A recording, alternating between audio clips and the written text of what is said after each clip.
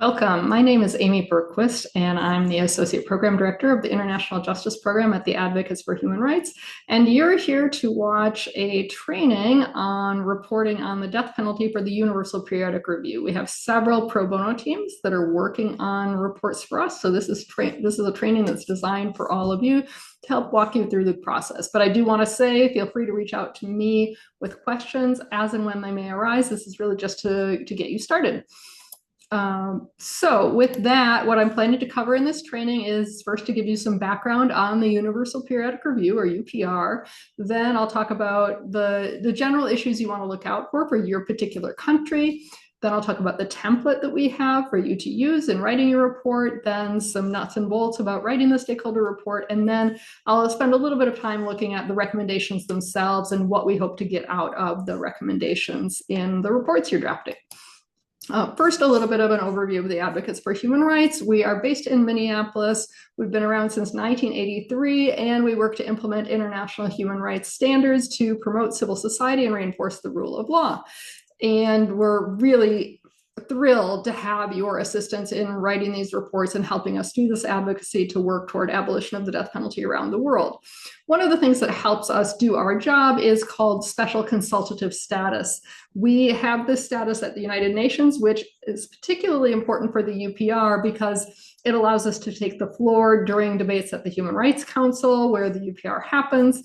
It gives us the opportunity to set up side events. It lets us do a little bit more. And in collaboration with our partner organizations, we help them, even if they don't have that status, they leverage our status so that their voices can be heard and they can do that kind of advocacy. So it's a really great way that we partner. And I'll say also that our death penalty advocacy is always done in conjunction with the World Coalition Against the Death Penalty.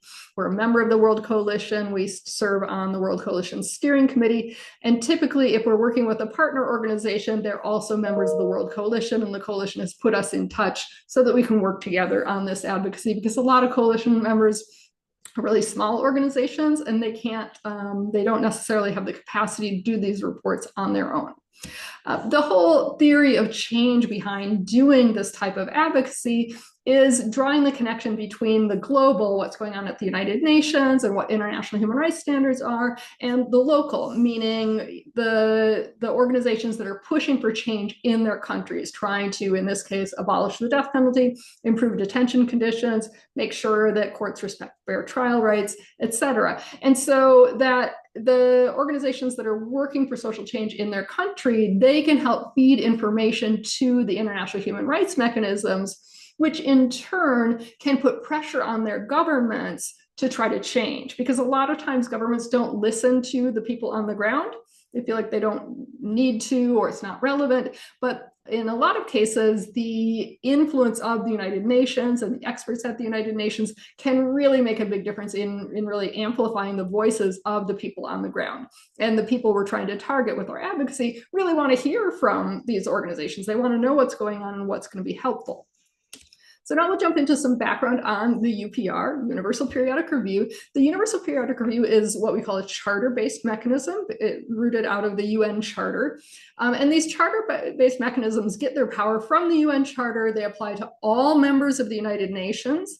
And the meetings, if you're curious about physicality, take place at the Palais des Nations buildings at the United Nations headquarters in Geneva, which you can see in the photo there.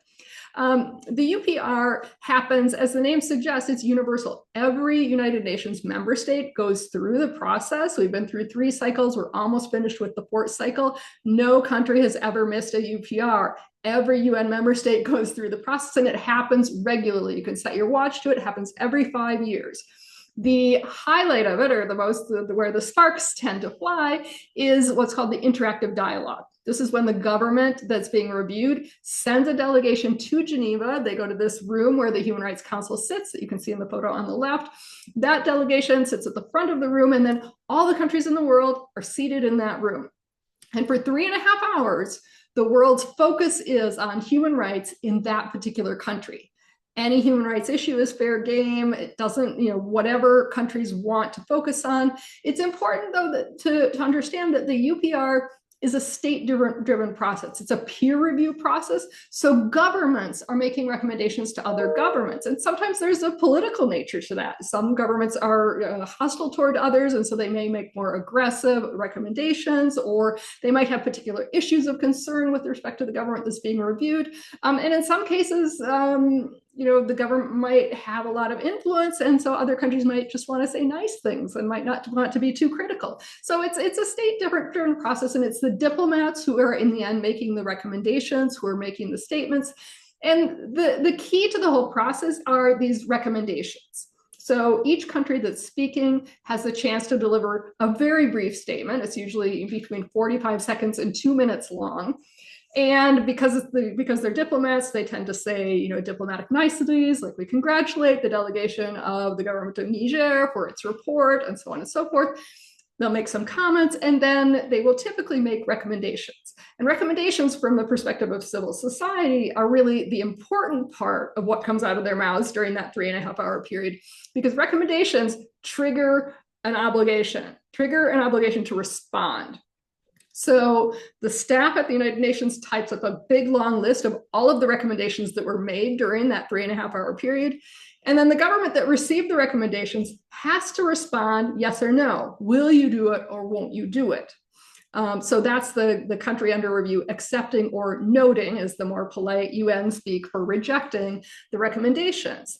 And so it's really an opt-in process. The government doesn't have to accept any of them, but a lot of governments really like to accept as many as they can. And as you might expect, if they've accepted a recommendation, that means they've promised to do it. They promised to do whatever it is that's been recommended over the next 5 years. And that gives civil society a foot in the door to say, okay, you promised to do this. Now we have 5 years. Let's work together to try to get that done. So that's an overview of the context of the UPR. It's a unique mechanism at the United Nations in terms of human rights because it is political in nature, it's government to government rather than experts, and it does have this sort of opt-in nature that can be useful, especially if you can get governments to make commitments. There's a cycle to it, as you might expect. And it's a 5-year cycle, but most of the 5 years is spent on implementation of the recommendations, whichever recommendations the government decided to accept. They go back home, they work on those things so that they can come back at the beginning of the next cycle to say, here's all the great work we've done. We kept our promises. We did all of these things. And then the review begins again. So where we are in the process for the countries that are coming up, the reports that you're working on, is at the very top, preparation of information for review. And this includes civil society organizations like the Advocates for Human Rights and the World Coalition Against the Death Penalty and its members, and also the government is preparing its own national report. We don't need to worry about the national report. It doesn't come out until after we've submitted our report, so we can kind of put it aside, just know that it exists. But we are now preparing our information for this upcoming review cycle. Then there will be an interactive dialogue. That's the 3.5-hour session in Geneva that I mentioned. After the 3.5-hour session, then the government that received the recommendations usually has 3 or 4 months to look over that long list and make decisions. Are they going to give it a thumbs up or a thumbs down? Then there's sort of this formal brief session at the Human Rights Council where there's the adoption of the report, where they just kind of put a little bow on it and say, okay, we're done. We'll see you in 4 more years for the next review to begin. So that's the reporting cycle that we're in. And as part of the reporting cycle, you can see on this slide a little bit more detail about what happens at each stage. So where we are right now, governments are compiling their national reports. We are stakeholders, civil society organizations. We're preparing our own reports.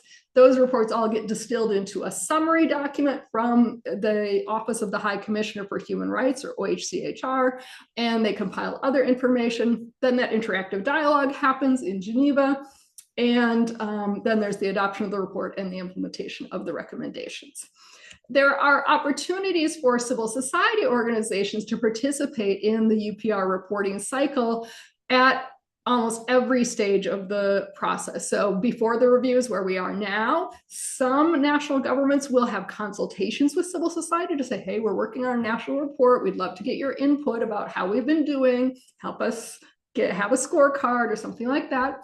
And of course, they can prepare the stakeholder reports, which is what we're here to talk about today.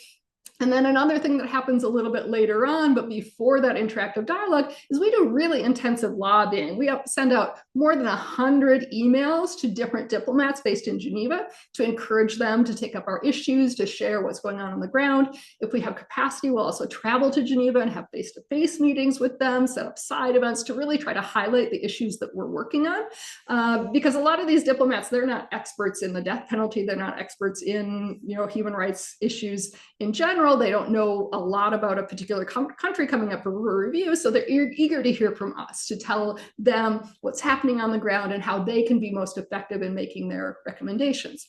When the review itself happens, we typically will watch online, we'll watch the live webcast. Some partner organizations will hold a press conference or write a press release about what just happened.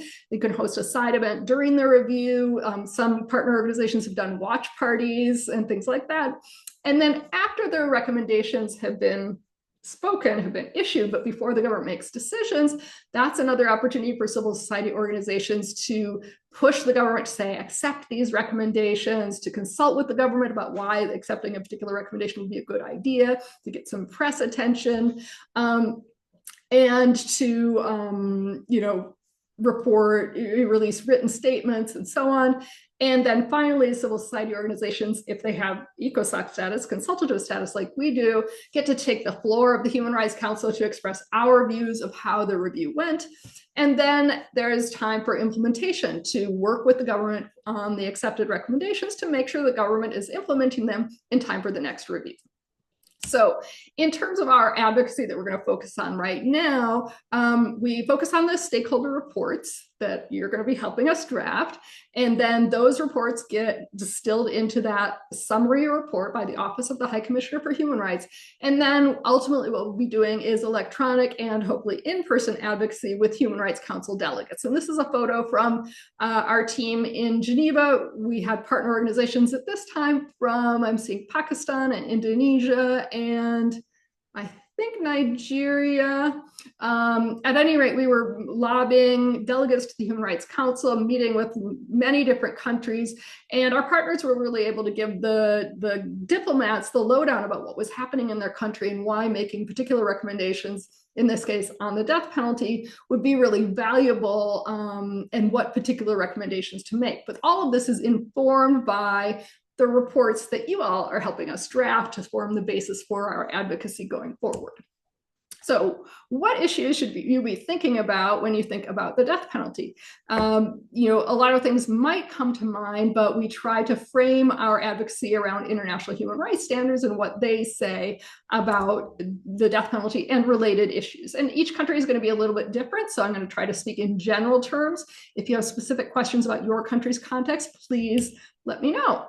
Common issues that come up a lot are, first of all, just looking at what's in the criminal code or the penal code and which crimes are eligible for the death penalty. International human rights standards say that the death penalty has to be reserved, if a country has the death penalty, it has to be reserved for the most serious crimes. And the way that term most serious has been defined is it's a crime that is an intentional killing committed by the person who's at risk of being sentenced to death. So if the person being sentenced to death neither killed nor intended to kill, then that offense does not rise to the level of most serious crime. So one of the things we'll just highlight is whatever crimes are on the books that would be eligible for the death penalty that don't meet that standard. Another thing along the same lines is the mandatory death penalty. Anytime the death penalty is mandatory, it's inherently arbitrary. And another overarching international human rights standard is the prohibition against arbitrary deprivation of life. If a death penalty is mandatory, that means the sentencing authority can't consider the facts and circumstances, the background, and all of those things because it's mandatory, and that would also violate international human rights standards. Juvenile offenders, it violates international human rights law if you sentence someone to death for an offense they committed when they were under the age of 18, or if there was any doubt about whether they were 18 years of age or older at the time of the offense. Another set of issues has to do with people with psychosocial disabilities or intellectual disabilities, and it's not per se defined as a violation of international human rights standards, but more often than not, sentencing somebody to death who has severe psychosocial disabilities or intellectual disabilities probably violates their fair trial rights and the rights to accommodation as people with disabilities. So that's something you may want to raise in your reports if you find relevant information. Fair trial issues are also things that come up in virtually every country that has the death penalty. Do the people who are sentenced to death or at risk of being sentenced to death, do they have access to legal counsel? Is that legal counsel sufficiently trained in capital cases? Are they sufficiently compensated, or are they just ordered by the court to defend a case and they just show up for trial without having done any background investigation or having spoken to the defendant? Other fair trial issues include torture and cruel, inhuman, and degrading treatment, particularly to extract confessions or to coerce witness statements, for example. And an impartial judiciary is another aspect of fair trial rights. In some countries, the courts are not independent of the executive branch and the prosecutorial arms, and that can raise fair trial issues as well. Another thing we look at in our reports, if we find relevant information, is detention conditions. In a lot of cases, we don't have specific information about death row conditions, but we have general detention conditions, and we can raise those in our reports as well. Another international human rights standard is you have to have the right to appeal. In some countries, if depending on what crime you're sentenced for, you don't necessarily have a right to appeal your conviction. Execution methods can also raise international human rights violation, can also violate international human rights standards, whether it's a botched execution or whether it's an execution that itself is inherently cruel or inherently involving torture, like stoning. So those are things to just keep an eye out. We typically don't mention the execution method unless we're going to highlight some way in which that execution method violates human rights in practice. Gender in the death penalty is another issue we try to highlight whenever we can find any information. If there are women under sentence of death in the country, or if LGBTIQ plus people are sentenced to death in the country, we try to highlight any gender-based discrimination those people may have encountered in their trials, in their prosecutions, at sentencing. We look at general issues related to discrimination concerning migrant and domestic workers or foreign nationals, ethnic, religious, and linguistic minorities. Were they provided with a proper interpretation at trial and in preparation for trial? And other issues surrounding LGBTIQ plus communities. Another issue we'll look at is human rights defenders who advocate for abolition of the death penalty, or just lawyers who represent people who are charged with capital crimes might face persecution or harassment. And that would be an issue we could raise in our reporting. We have a much more detailed training video on our YouTube channel, and I'll make sure that you get the link to that goes into a lot more examples and case studies about these issues. So if you have any question or you're just looking for more ideas of things you could focus on in your reports, feel free to watch that video. So next we'll talk about the template. You should have received, or you will be receiving, the template we would like you to use for your report. And I really encourage you to use this template. We create it so that all of our reports can be standardized and fit the UN format. This is the typical cover page for our template. That's part of our template with our standard descriptions for the Advocates for Human Rights and the World Coalition Against the Death Penalty. If you are working with another partner organization on your report, then you would add in a description of that organization at the bottom. And filling out the top part, the state party is just the country that's being reviewed, and you should be able to look at the UPR website to determine which session the country is being reviewed for, the dates of the session, and then when we submit it, you can leave that to me to fill in the date that we actually submit it. You'll have deadlines that are a little bit earlier in the process, so I have time to review everything. It's also really important when you're using the template, and this is a little bit weird, but these are the UN rules, you need to use endnotes rather than footnotes. And I'm not a fan of endnotes at all, so feel free to use footnotes as you're drafting and then just convert them to endnotes at the end. But we do have to, in our final version that we submit, we have to use endnotes rather than footnotes. Also important to note, we're dealing with some word limits here. The cover page or pages and the endnotes don't count toward the word limit. And we usually don't have problems with coming up close to the word limit in our reporting anyway, so don't get stressed out about that. It's usually not an issue. Our reports aren't that long, but we do have to double check at the very end, make sure that we're not getting too close. In terms of the structure of the report, there are different headings you'll see in the template, like extrajudicial summary or arbitrary executions, the death penalty, the prohibition of torture and cruel and inhuman or degrading treatment, conditions of detention. There are more than just what you see up on the screen. These are headings we didn't come up with. These are the headings the United Nations uses. And we want to make it easier for them by replicating the headings that they use. That makes it easier for everyone involved. It makes it more likely that our report will be included and cited in the summary report, etc. So just use these headlines that are in the template and feel free to, if anything isn't relevant, just delete it. So we've given you more headings than you will want or need for your particular report. So delete anything that's not relevant after you've done your research and then keep the things that are relevant. I did include at the top the extrajudicial summary or arbitrary executions. And I do want to say that check with me if you think you might want to talk about that topic, because usually the World Coalition focuses on what we call judicial executions, judicial death penalties, rather than extrajudicial executions or summary executions. So we typically don't talk about those extrajudicial executions like encounter killings and all of that.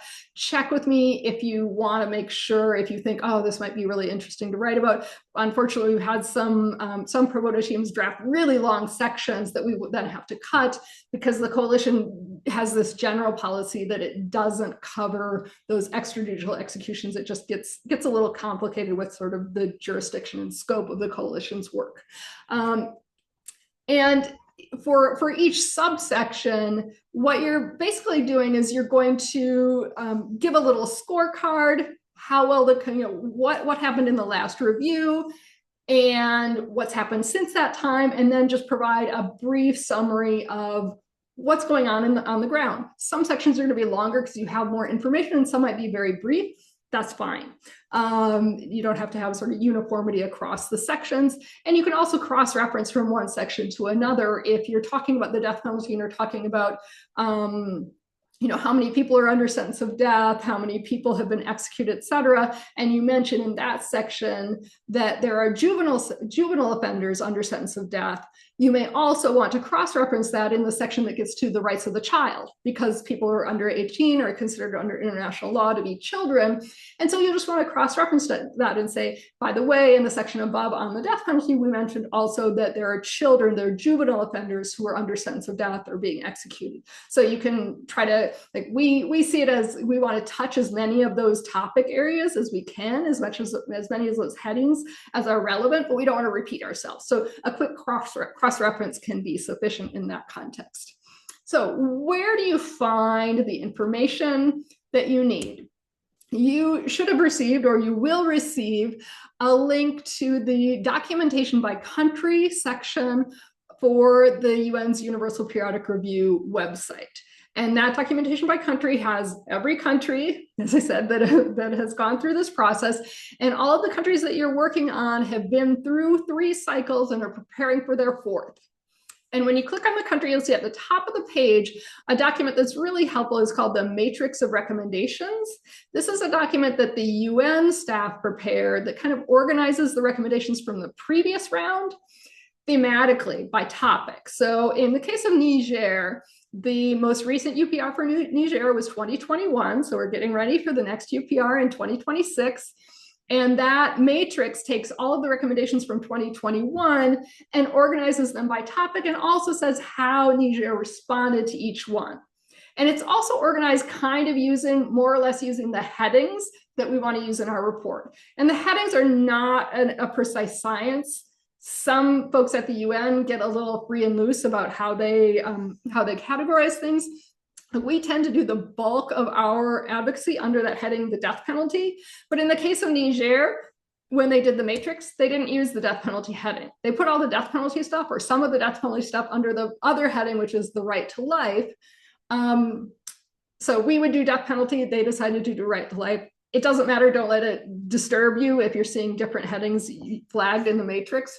But this is what you'll see in the matrix. You'll see the exact text of the recommendations. In parentheses afterwards is the country that made the recommendation. And then you'll see in the next column whether Niger, in this case, supported or noted the recommendation. And so in this case, you have 3 recommendations that Niger supported, and then some categorizations about what sort of boxes those tick: right to life, death penalty, the Sustainable Development Goals, and the affected persons people who are affected by that particular recommendation. So that can be really helpful in terms of organizing your thoughts about what happened in the previous review. Another thing you'll see on that country page, if you scroll down under the 3rd cycle, there are 2 other documents you'll want to take a look at that are really important. The first is the report of the working group. That report of the working group would be, in the case of Niger, from that 2021 session. And it's almost a verbatim record of everything that was said during that 3.5-hour session. So it includes not only the recommendations, that big long list of recommendations, but also things that the government of Niger said during the review. And sometimes that can be really revealing. Like the government will say some, really, promising things about wanting to abolish the death penalty, or might explain, oh, we're not ready to abolish the death penalty because civil society thinks that the death penalty is really important. Or it might say, oh, we have too much, we need the death penalty for purposes of deterrence. It might give some kind of rationale for why the government is holding on to the death penalty. That can be useful in your report to kind of frame things, because remember, our target audience is diplomats, and diplomats might want to understand, like, what's the rationale that the government of Niger is giving for holding on to the death penalty. So look for that in the report of the working group, along with that big long list of all the recommendations. And then the second document that I have circled here is what's called the addendum. In most cases, the addendum is where the state under review gives its response. Are they going to do the recommendation? Are they not going to do the recommendation? The matrix kind of puts that all together for you, but double check with the addendum, because the addendum is the official document. So look at the recommendation number in the report of the working group and match it up with what's in the addendum to find out what the response is to the recommendation. It might be that the addendum just says yes or no, supported or noted. It might be that the addendum also gives some explanations that might be helpful for you as you're preparing your report and framing your information. Looking at this just gives you an example of how we take this information from the UN's UPR website and put it into a report. Now, you're going to see like probably a dozen, 2 dozen, maybe even 30 different recommendations relating to the death penalty. And in this case, this is a UPR report we did for Bangladesh. And we're really condensing it down. We don't want to spend a lot of time. We're not going to quote each recommendation. We're going to give a top-level summary. And then in the end notes, we're going to give the full text of all of those recommendations. So you'll see in the 3rd cycle UPR, member states made several recommendations related to Bangladesh's use of the death penalty. Now, we could have gone into a little bit more detail there. In this case, it didn't really matter because Bangladesh noted or rejected all of these recommendations, and giving a little bit more detail here, including recommendations to abolish the death penalty, establish a moratorium on executions, reduce the number of crimes to which the death penalty applies. So this is all. You don't need to give more detail than this. And to date, Bangladesh has not implemented any of these recommendations. So that's all you need. What we have in this example in paragraph 6, that's really all you need in terms of the procedural history for each section. And you'll notice up at the top in bold and underlined, this is like your report card. Status of implementation, not accepted, not implemented. Didn't accept any of them, and you can say partially accepted, not implemented, partially accepted, partially implemented. It's up to you, whatever seems to fit for the particular topic. But that's all you need to get out of those documents is this top-level type of summary. If a country accepted or supported a recommendation, you may want to quote it, because you might want to go into a little bit more detail because they accepted it about what they did or didn't do to implement that recommendation. Then you might want to have a little bit more detail. But in this case, where Bangladesh said no to everything, say they noted everything, including all these recommendations. And then you'll see in paragraph 7, this is what I was just talking about, in noting these recommendations, Bangladesh gave these reasons. So quoting those reasons can also be helpful to kind of understand where the government is, what their position is with respect to the death penalty, although with Bangladesh, they've had a recent change in government. But that can also be helpful in terms of, what framing, what you can draw out of those reports on the UN webpage for your purposes of your report. And I'll talk about the next couple of paragraphs in a little bit. So writing the stakeholder report. First, some nuts and bolts. The report should be in Microsoft Word. You're gonna have the cover page I mentioned, and then we have the word limits. And again, these usually aren't an issue. That you're always going to be writing joint reports because the World Coalition Against the Death Penalty is always going to be a partner organization. We don't typically include annexes, but if you find some like reports that you think would be helpful for us to include as a full-on annex, just let me know and send those along with your draft. All pages and all paragraphs need to be numbered. And that numbering of paragraphs might not be familiar to all lawyers, but that is an expectation for all things that you submit to the UN, is you number the paragraphs, because when things get translated, sometimes the pagination can change, but the paragraph numbers don't need to change. And again, as I mentioned, we're using endnotes rather than footnotes. And I will ask you as well, I don't know if we have this on another slide, but when you are doing your draft, please in your endnotes or footnotes, use full source citations for every footnote, every endnote. And the reason being, sometimes I'll reorganize things, I'll move things from one section to another, or I'll cut things. And it can be really frustrating to have this stray IBID somewhere, and I don't know what that's referencing because it's not referencing whatever it is that ended up right before it. So if you can please use full source citations for every footnote or endnote, I'd really appreciate it. People first language. I like to spend a little bit of time on this because we want to make sure that, as advocates for human rights, and that includes all of you, we place the human front and center. So we want to make sure that we are treating people with dignity when we're talking about their situation.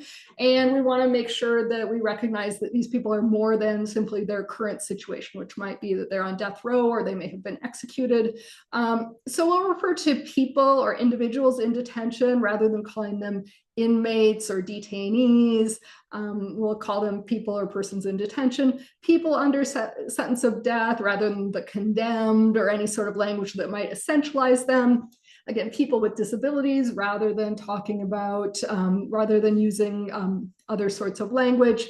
But we can use the phrase LGBTIQ plus people. That's an accepted language framing.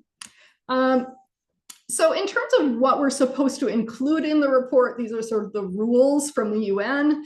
We're supposed to focus on implementation of recommendations from the previous cycle. Usually for the death penalty, there's not a lot because there hasn't been a lot that the country under review accepted. We can talk about regressive actions since the last UPR. Has there been any backsliding? Have they expanded the use of the death penalty, resumed executions? Then progress regarding the state's UPR follow-up action plan. I wouldn't stress too much about that. A lot of countries don't have a follow-up action plan. It's not super relevant on the death penalty. But the big one where it really gives us a chance to talk about whatever we want is other developments since the last UPR. And that also gives you a clue in terms of the look back period, just the last 5 years. If you need a little context from what happens more than 5 years ago, that's okay. But really it's focusing on since the last review, what happened. So roughly since 2021, that's the relevant period that you're going to focus on. And obviously more recent things are going to be more relevant than things that happened maybe 4 years ago as well. More about the substance of the report, and again, this is all from the rules and guidelines from the Office of the High Commissioner for Human Rights, focusing on credible and reliable information on the human rights situation in the state under review, highlighting main human rights issues of concern, and it's fine for us to just focus on the death penalty and related issues, covering that last period since the last review. Another thing, we don't have any issues with this typically, but I just restate it because in the rules, we're not supposed to use abusive language. Some of our partner organizations like to use abusive language about their governments because their governments might be horrible. And they encourage joint submissions, which is what we're doing. We're part of this coalition, and that's a good practice. More on the substance of the report. We are supposed to prioritize firsthand information and the stakeholders' own views, findings, and conclusions. So that includes, if we have a partner organization on the ground, what they have to say. So that's really important, like what their perspective is and what they think will be most helpful. It says to include secondhand information only if necessary, but a lot of the research that you're going to be doing, a lot of the work you'll be doing on your report is really desk research. What can you find at your desks? Researching the penal code of the country you're looking at credible sources, and the template gives you some guidelines, and we have a checklist also that gives you some guidelines about sources to look at. Offering SMART recommendations, I'll talk about that a little bit more in a moment. Linking the recommendations to the themes, in other words, those headings or categories that are in your template. And another thing that the rules say, don't include a list of all the treaties they've ratified or anything coming from treaty bodies. That's something that comes in a separate report. So we don't need to talk about that. It'll just annoy the people who get our report that we're doing that. So they already do that. Some good practices. Frame each issue. I like to, especially if we have a partner organization on the ground, I like to talk to the partner organization and say, what do you want diplomats to recommend to your country? And then use those recommendations to frame and organize the report. And others make it a call and response. Like, we want them to make this recommendation. And so we want some information in the report that justifies why this recommendation would be really helpful. It might be as simple as, the government relies on public opinion to justify the death penalty. The government says the public supports the death penalty, so we, our democracy, we have to do what the public says. So it might be the recommendation that you talk to our partner organization about is say, we want a recommendation about government doing a public sensitization campaign, a public awareness raising campaign about alternatives to the death penalty, and about the lack of a deterrent effect of the death penalty. We want that kind of a recommendation to be made during that 3.5-hour session. So we would draft that recommendation first, and then we're going to have that section in the report talking about how the government relies on public opinion, but maybe in some cases the public isn't well educated about the death penalty. Their level of knowledge about which crimes are eligible for the death penalty, how many people are on death row, how many executions happen. There's a lack of awareness there, and we want diplomats to then recommend that awareness raising campaign, perhaps in conjunction with civil society organizations who could really then say, okay, government, let's work together. Let's do some things to help raise the attention of the public and raise their awareness about human rights issues related to the death penalty. Another way to frame the issues is to say, here's what the government says, or here's what the law says, and then here's what's going on. In some cases, the government may have beautiful laws, beautiful policies written, but in practice, those are not followed or implemented. And so that's another way to frame things in the report, is to say, here's what we see in the law, here's what we see in the policies or procedures. And when we look at what actually happens, the folks on the ground are telling us, here's what really happens.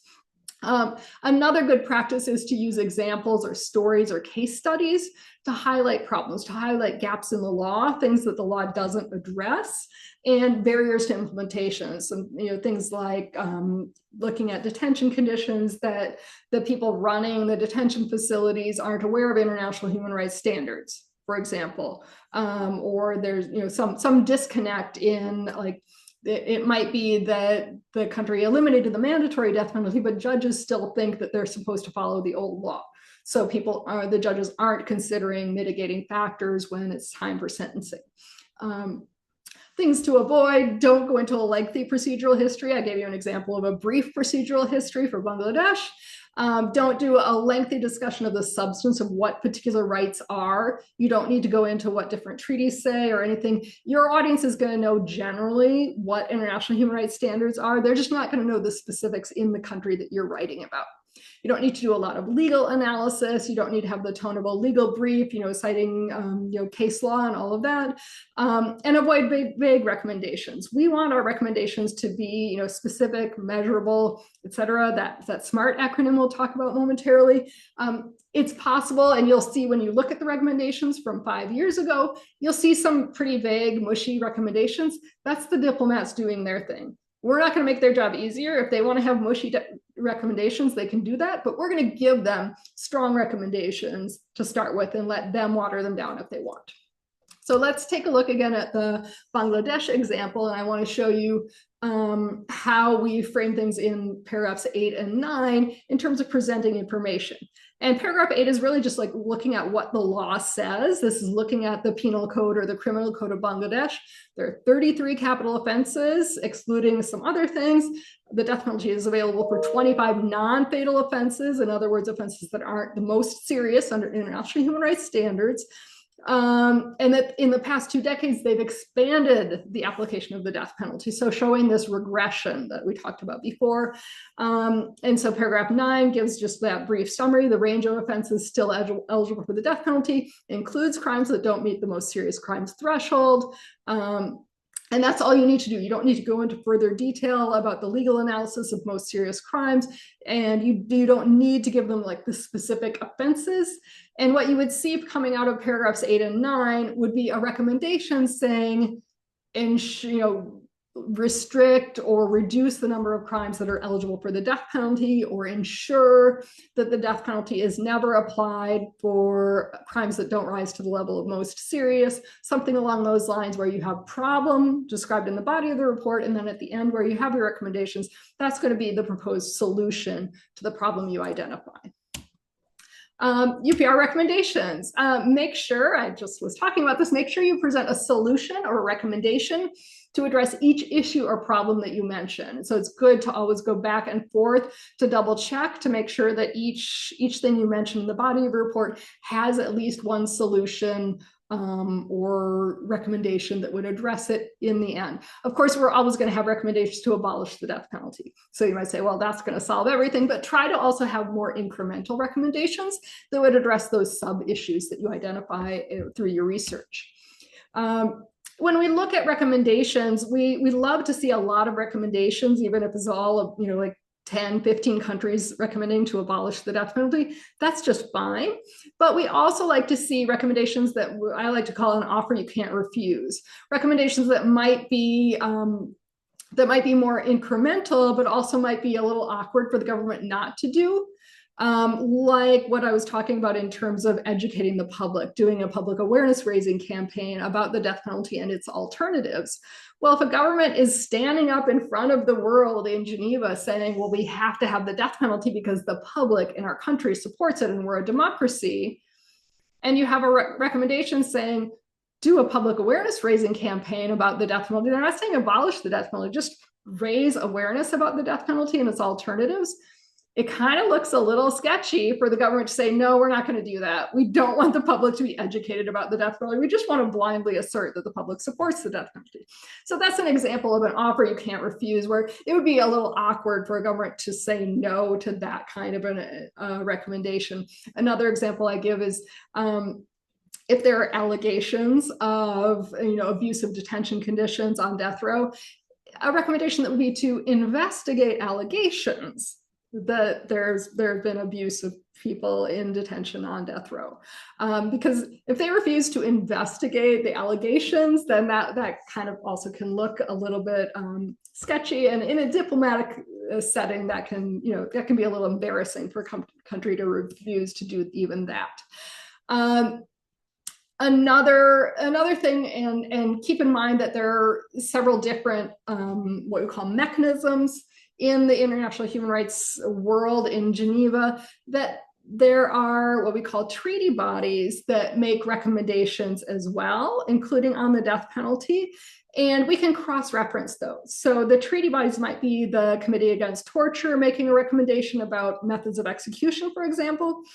You can check and see, did the Committee Against Torture make recent recommendations to your country related to the death penalty? And you can incorporate those by reference in your report as a suggested recommendation, is implement the Committee Against Torture's 2024 recommendations on the death penalty.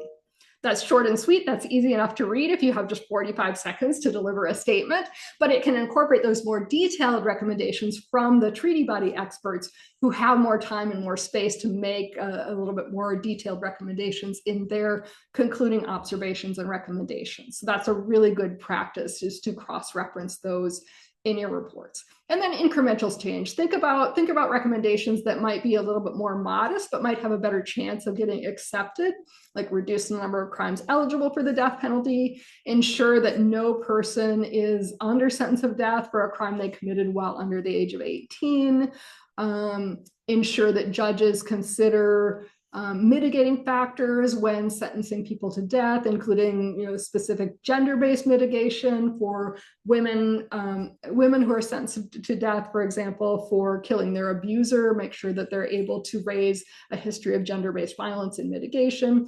Those types of things might also be good to include in the menu of recommendations at the end of your report. And SMART recommendations, you've probably heard this acronym before. SMART recommendations are specific, measurable, achievable, relevant, and time-bound. The time-bound piece of it you can forget about because it's always within the next 5 years. That's how the UPR happens. But the other aspects we try to keep in mind as we're coming up with our recommendations, abolish the death penalty, that's pretty specific. Can you measure whether they've done it? Yes. Is it achievable? Is it something they could get done? Yes. And is it relevant to human rights? Certainly. So that's a really short and sweet recommendation, but there are all sorts of other recommendations that you can come up with that would address the issues in your report that would also meet that standard of being SMART. Deadlines. So for the teams working on Oman, St. Kitts and Nevis, and St. Lucia, your deadline is June 20th. For the teams working on Niger, Sierra Leone, and Somalia, your deadline is September 12th because we have 2 different reporting deadlines coming up. So those are the deadlines coming up, and I'm happy to answer questions via email, or you can give me a call. That's my cell phone. Again, we really thank you for your work on these projects. Look for the template and a checklist and other links to relevant information from me or Teresa. And I'll be happy to have a check-in call with the teams at your firm to go over any questions you have after you've had a chance to poke around and look at the materials. We can get into some more concrete questions. Thank you all very much for your time and attention, and we will talk to you soon.